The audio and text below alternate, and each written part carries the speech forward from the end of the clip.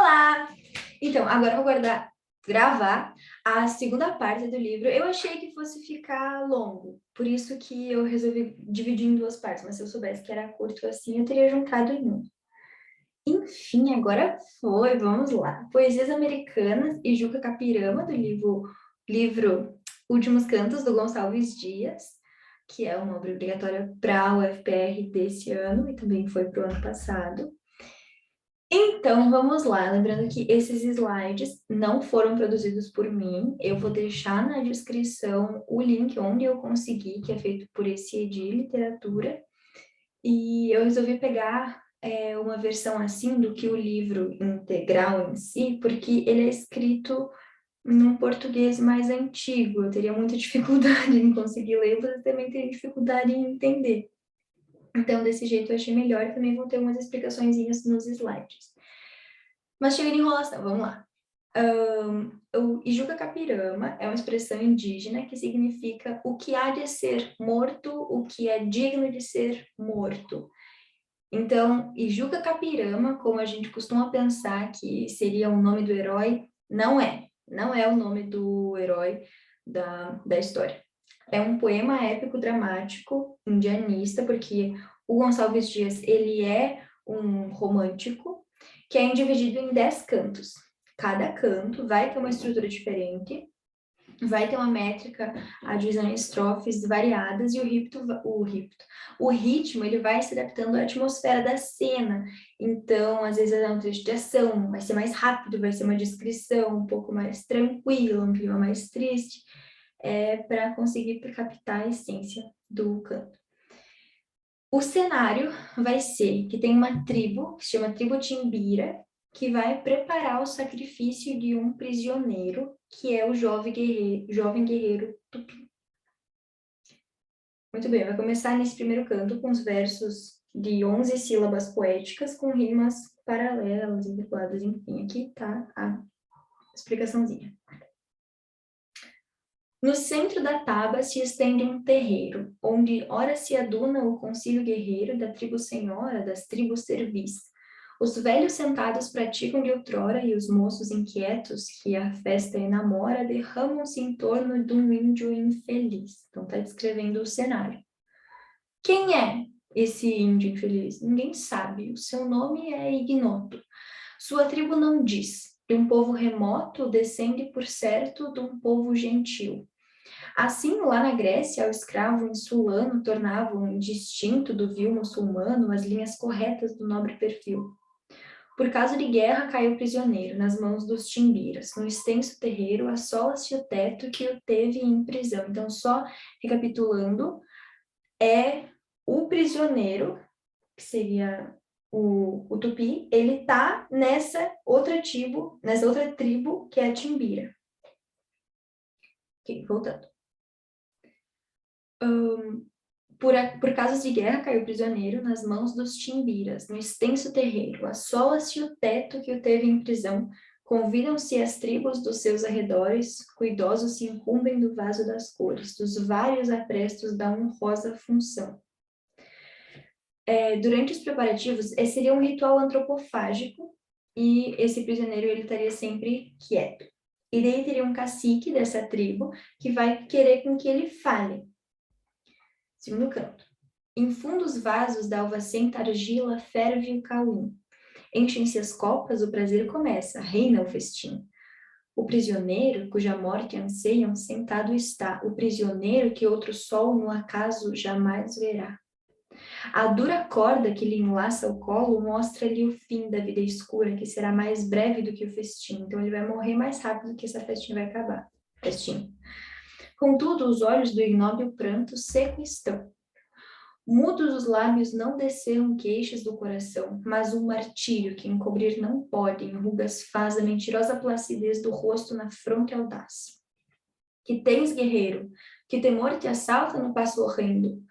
Honra das tábuas que nascer te viram, folga morrendo, porque além dos Andes revive o forte, que sob o fano contrastar os medos da fria morte. Então, esse canto, versos decassílabos, tetrassílabos, rimados. Agora, esse cacique, ele vai se apresentar e vai provocar esse jovem tupi para que ele se defenda. Eis-me aqui, diz ao índio prisioneiro, pois que fraco e sem tribo e sem família as nossas matas devassaste ousado, morrerás morte vil na mão de um forte. Venha terreiro o mísero contrário, do colo a cinta a mussurana desce. Mussurana é essa corda que está sendo amarrada aqui. Dize-nos quem és, teus feitos canta, ou se mais te apraz, defende-te! Começa o índio, que ao redor derrama os olhos, com triste voz que os ânimos comove. Muito bem, explicação do próximo canto, do canto passado. E aí, esse jovem tupi, ele vai começar a se apresentar, contar a história dele.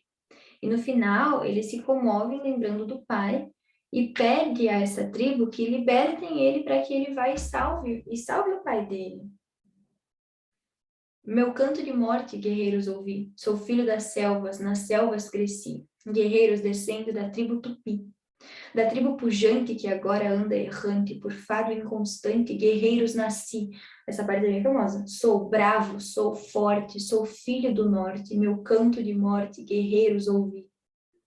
Já vi cruas brigas de tribos inimigas, e as duras fatigas de guerra provei. Nas ondas mentáceas, senti pelas faces os silvos fudáceos dos ventos que amei. Andei longes terras, lidei cruas guerras, vaguei pelas serras dos vis aimorés. Vi lutas de bravos, vi fortes, escravos de estranhos ignavos calcados aos pés. E os campos tablados, e os arcos quebrados, e os piagas coitados de Acém Maracás. E os meigos cantores, servindo a senhores que vinham traidores com mostras de paz.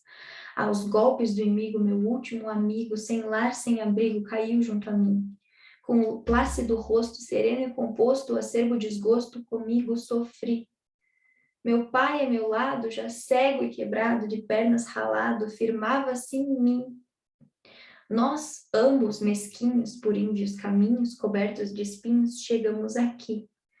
O velho, no entanto, sofrendo já tanto de fome e quebranto, só queria morrer. Não mais me contenho nas matas, me embrenho das flechas que tenho, me quero valer. Então, forasteiro, caí prisioneiro de um troço guerreiro com que me encontrei. O cru dessossego do pai fraco e cego, enquanto não chego, qual seja, dizei. Eu era o seu guia na noite sombria, a só alegria que Deus me deixou. Em mim se apoiava, em mim se firmava, em mim descansava, que filho lhe sou. Curioso essa parte que se fala de Deus, porque esse Deus com D maiúsculo faz reverência a um Deus cristão, e se trata de uma tribo indígena. Só destacando. Ao velho coitado de penas ralado, já cego e quebrado, o que resta? Morrer. Enquanto descreve o giro tão breve da vida que teve, deixa-me viver. Não vil, não ignavo, mas forte, mas bravo, serei vosso escravo, aqui virei ter. Guerreiros, não coro do pranto que choro, se a vida deploro, também sei morrer. Então ele vai mostrando aqui, esses aqui são só para destacar que cada canto tem a sua métrica, tem as suas rimas, para que bata com a situação que está sendo descrita. Agora, nesse canto, o cacique vai ordenar que o prisioneiro seja libertado. Esse jovem tupi, ele vai agradecer, ele vai prometer voltar. Só que esse chefe Timbira vai humilhar o jovem, vai julgar ele, chamar ele de medroso e covarde. Aí o nosso herói vai hesitar, só que ele aceita tudo isso para poder voltar para o pai dele. Tanto que no primeiro vídeo, a gente leu um poema sobre essa questão de um pai indígena ensinando o seu filho como ele deveria tratar a morte, que ele deveria estar sempre preparado, deveria sempre lutar, mas quando a morte chegasse, ele deveria enfrentar ela como um guerreiro e não ter medo, não pedir para não morrer, como esse jovem está fazendo. Soltai-o, diz o chefe. Pasma a turba, os guerreiros murmuram, mal ouviram. Nem pode nunca um chefe dar tal ordem. Brada a segunda vez com voz mais alta. Afrouxam-se as prisões e a Embira segue. A custo, sim, mas segue. O estranho é salvo. Timbira, diz o índio enternecido. Solto apenas dos nós que o seguravam, és um guerreiro ilustre, um grande chefe. Tu que assim do meu mal te comoveste, nem sofres que, transposta à natureza, com olhos onde a luz já não cintila, chore a morte do filho, o pai cansado, que somente por seu na voz conhece. És livre, parte, e voltarei, debalde. Sim, voltarei, morto meu pai, não voltes. É bem feliz se existiu em que não veja, que filhos tem qual chora, és livre, parte. Acaso tu supões que me acobardo, que receio morrer? Aí repete, és livre, parte.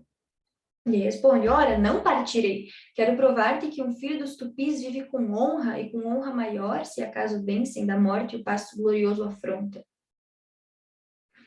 Aí ele vai responder, o Timbira. Mentiste que um tupi não chora nunca, e tu choraste. Ou seja, quando ele estava pedindo para que libertassem ele para ele cuidar do pai, ele estava chorando.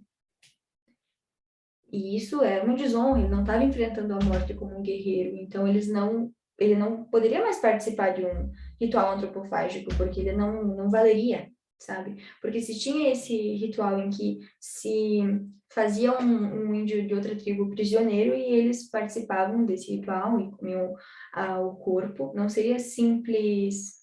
Como é que é a palavra? Quando se come um da mesma espécie. Agora eu esqueci a palavra. Mas não, tem um sentido a mais. É como se eles incorporassem a característica desse guerreiro que eles estariam comendo. E como esse índio teria desonrado toda a tribo dele, todo ele, até mesmo o pai dele, porque ele chorou, eles não vão querer que ele volte. Daí continua, parte, não queremos com carne vil enfraquecer os fortes. Sobreesteve o tupi, arfando em ondas, o rebater do coração se ouvia a precipite. Do rosto afogueado, gélidas bragas de suor corriam. Talvez que o assaltava um pensamento, já não, que na enlutada fantasia. Um pesar, um martírio ao mesmo tempo, do velho pai a moribunda imagem. Quase bradar-lhe ouvia, ingrato, ingrato, curvado ao colo, taciturno e frio, espectro de homem penetrou no bosque. Então, de novo, estrofação irregular, sem rimas. Aqui, ó, por exemplo, o que vai rimar aqui com fantasia? Ele vai mudando conforme ele quer se adaptar à situação. Então, aqui ele está falando de ingrato, ele está mostrando que ele desonrou até mesmo o próprio pai, não vai querer ele de volta. Então, vai se adaptando. Aí, esse jovem tupi, ele vai voltar para o pai dele, e o pai, que já era todo cavadinho, ele tá desconfiando porque o filho está demorando. E daí ele vai se tocar que o filho dele foi feito prisioneiro. E daí os dois vão se encaminhar em direção à tribo Timbira, que era onde estava. Aí o pai, filho meu, onde estás? Ao vosso lado, aqui vos trago provisões, tomai-as, as vossas forças restaurar perdidas de a caminho e já. Respondeu o pai, tardaste muito. Não era nada o sol quando partiste, frouxo o seu calor já sinto agora. Ou seja, agora já estou sentindo o calor do sol ou seja, passou muito tempo. Vai responder, sim, demorei-me a devagar sem rumo, perdi-me nessas matas intrincadas. Então ele não está falando que ele foi feito prisioneiro. Mas reavivei-me e tornei, mas urge o tempo, convém partir e já. Mas tu tremes, talvez do afã da caça. Ó filho caro, um que misterioso aqui me fala, aqui no coração, piedosa fraude.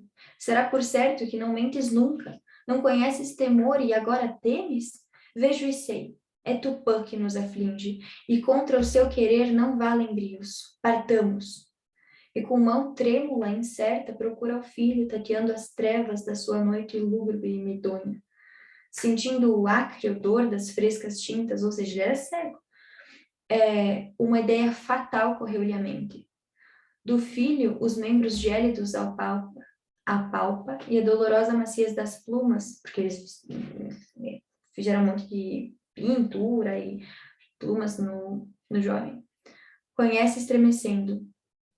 E daí responde, foge, volta, e encontra sob as mãos o duro crânio, despido então do natural ornato.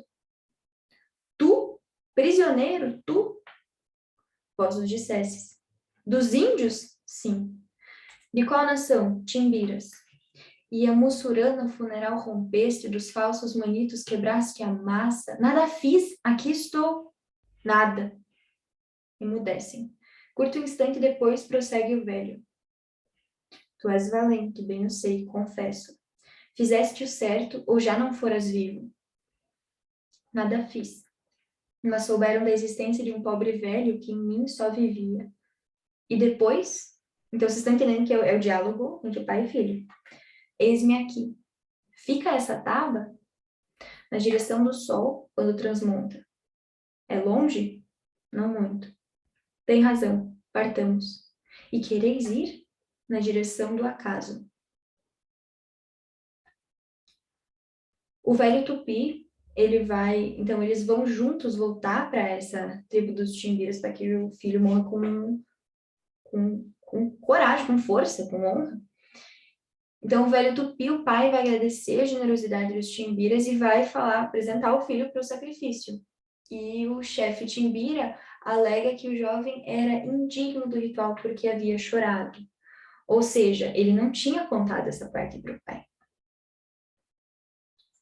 Por amor de um triste velho, que o termo fatal já chega, vós, guerreiros, concedesses a vida a um prisioneiro, ação tão nobre vos honra, nem tão alta cortesia vi eu jamais praticada entre os tupis.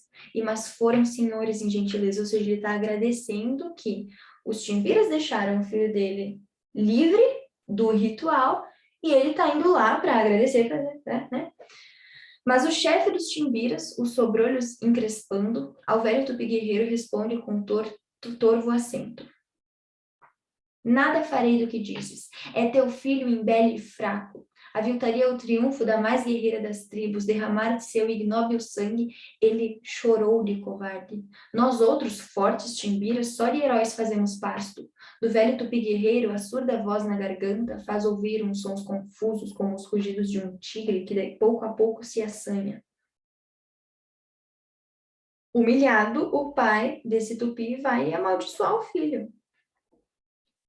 Vai dizer, porque lembra daquele lá que a gente tinha lido sobre o pai dando conselho ao seu filho para ele ser guerreiro na hora da morte.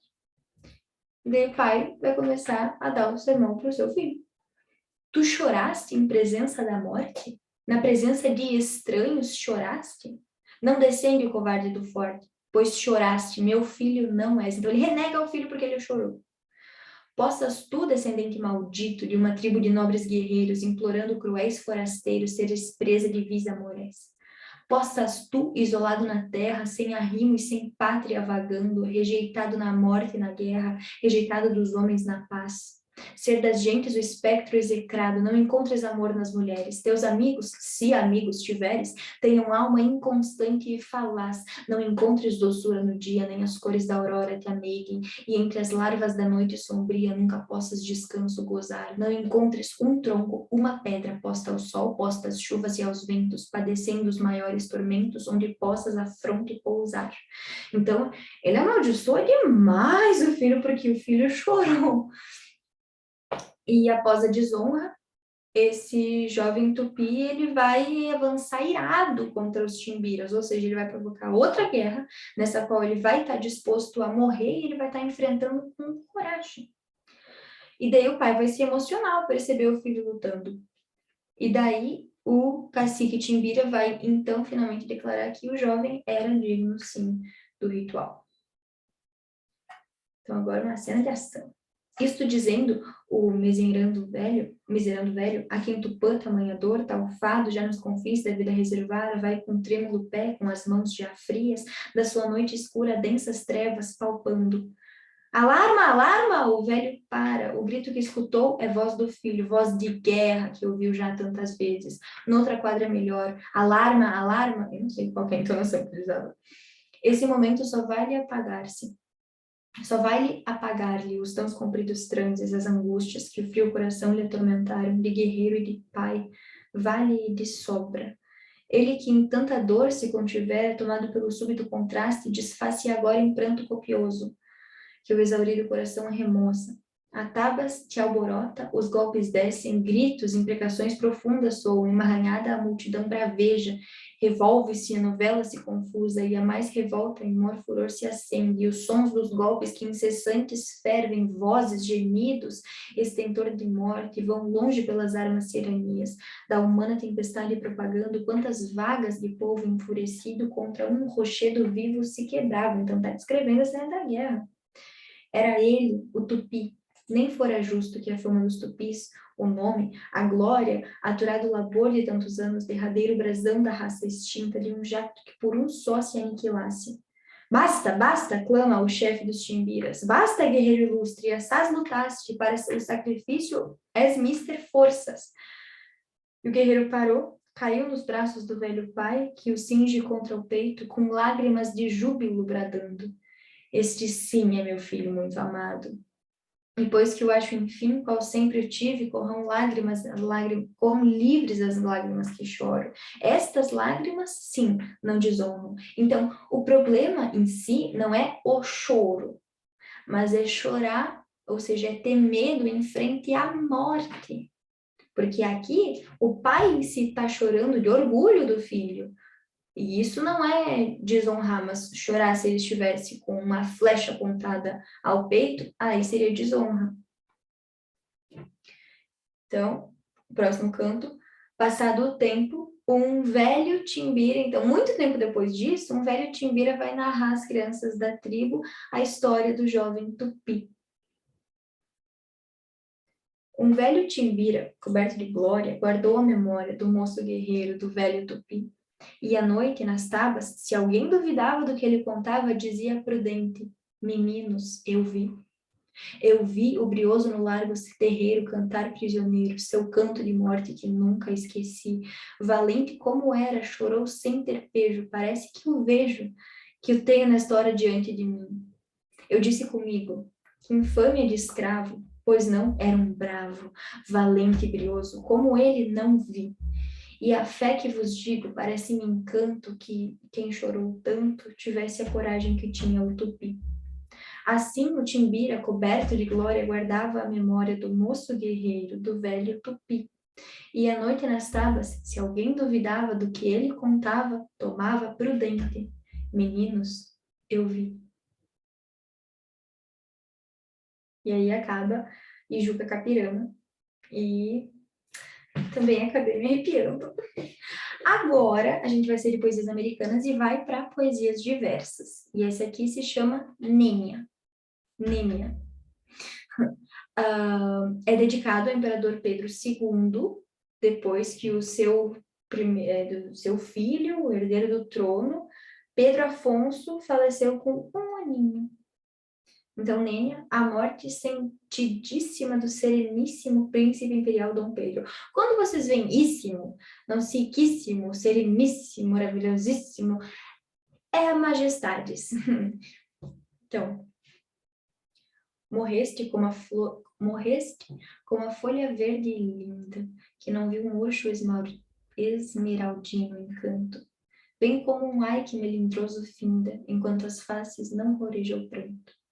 Bem como a flor ainda em botão ceifada, enquanto os aromas recendia pura, bem como a onda, quando mal formada, nos brancos frisos do areal murmura. Senhor, se na aflição que te consome, na dor imensa que teu peito acanha, pode erguer-se dobrado a voz sentida e aos teus soluços misturar seu pranto. Se a dor do pai não absorve inteiro o peito augusto do monarca excelso, enxuga as tristes lágrimas que vertes. Melhor, talvez, que o trono é ver chorando um povo inteiro em torno de um sepulcro, um vácuo berço de seu pranto enchendo. A sorte, pois te curva e a lei daquele, envolta em seus recônditos desígnios, a quem aprove nivelar, cortando com o mesmo golpe as esperanças de ambos, a dor de um pai e as aflições de um povo. Então ele torna bem poética, né? Bem dramática a morte do menino. Essa outra poesia chama-se Olhos Verdes. É um poema amoroso do Gonçalves Dias, um dos mais importantes, e ele usa a quadra rimada de Camões. Então, ó, aqui, esse são vai rimar com esse não, ou seja, A, B, B, A. Vamos lá. É escrito em oitavas, versos predominantemente heptassílabos, então uma redondilha maior. Hepta acho que é 7, né? Uso de refrão, que se chama estribilho. E a última estrofe se diferencia. É uma décima e ela não repete o refrão. Então, são uns olhos verdes, verdes, uns olhos de verde mar. Quando o tempo vai bonança, uns olhos cor de esperança, uns olhos porque morri, que ai de mim. Nem já sei qual fiquei sendo depois que os vi. Como duas esmeraldas, iguais na forma e na cor, tem luz mais branda e mais forte, diz uma vida, outra morte, uma loucura, outra amor, mas ai de mim, nem já sei qual fiquei sendo depois que os vi. São verdes da cor do prado, exprimem qualquer paixão, tão facilmente se inflamam, tão meigamente derramam fogo e luz do coração, mas ai de mim, nem já sei qual fiquei sendo depois que os vi. São os olhos verdes, verdes que podem também brilhar. Não são de um verde embaçado, mas verdes da cor do prado, mas verdes da cor do mar. Mas ai de mim, nem já sei qual fiquei sendo depois que os vi. Então é esse trechinho aqui que ele vai repetindo. Como se lê no espelho, pude ler nos olhos teus, que os olhos mostram a alma, que as ondas postas em calma também refletem os céus, mas ai de mim, nem já sei qual fiquei sendo depois que os vi. Dizei vós, ó meus amigos, se vos perguntam por mim, que eu vivo só da lembrança de uns olhos cor de esperança, de uns olhos verdes que vi que ai de mim, nem já sei qual fiquei sendo depois que os vi. Dizei-vos, triste do bardo, deixou-se de amor finar, viu uns olhos verdes, verdes, uns olhos da cor do mar. Eram verdes sem esperança, davam amor sem amar. Dizei-o vós, meus amigos, que ai de mim, não pertenço mais à vida depois que os vi. Ah, esses olhos verdes, que o Gonçalves Dias se perdeu todinho. Agora é uma poesia que se chama Lira Quebrada. É uma metapoesia. O instrumento lira aparece como metáfora da própria poesia.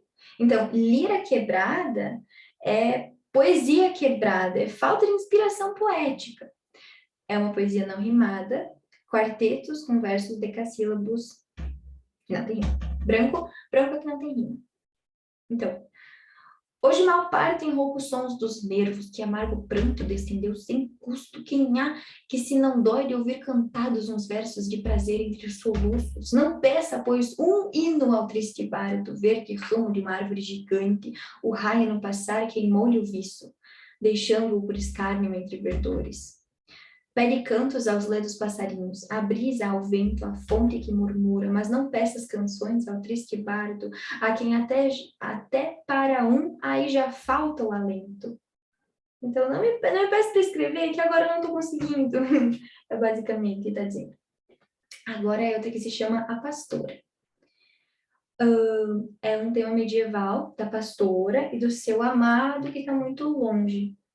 Ele é mais provocativo. O eu lírico sugere que a inocente pastora poderia perder seu amado para uma rival.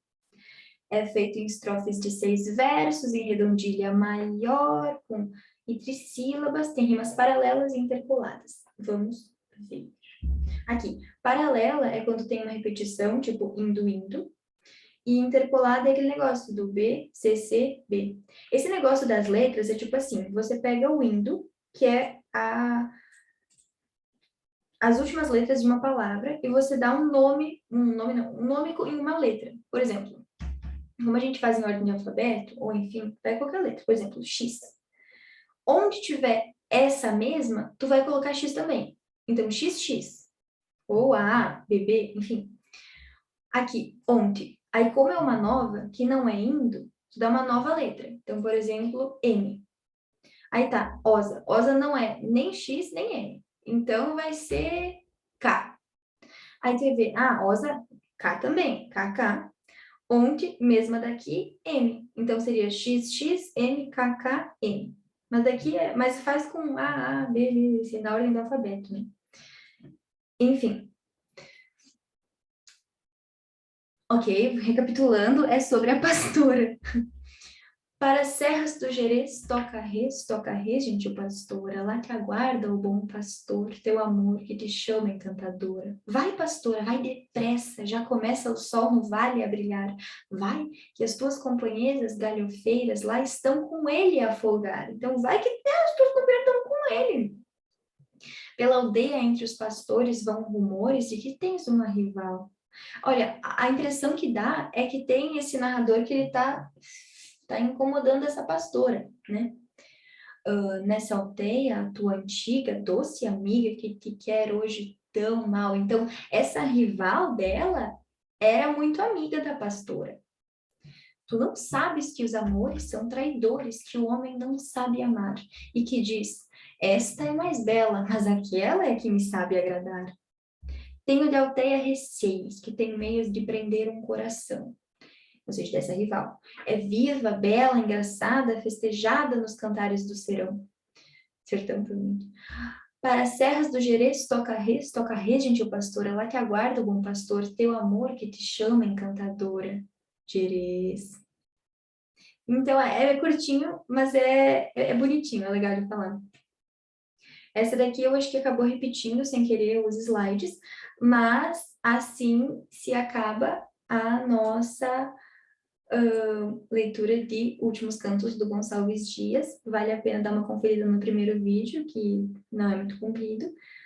E é isso. Se você for fazer a prova, muito boa sorte e nos vemos na próxima. Se inscreve no canal, ativa as notificações, deixa um comentário e um joinha.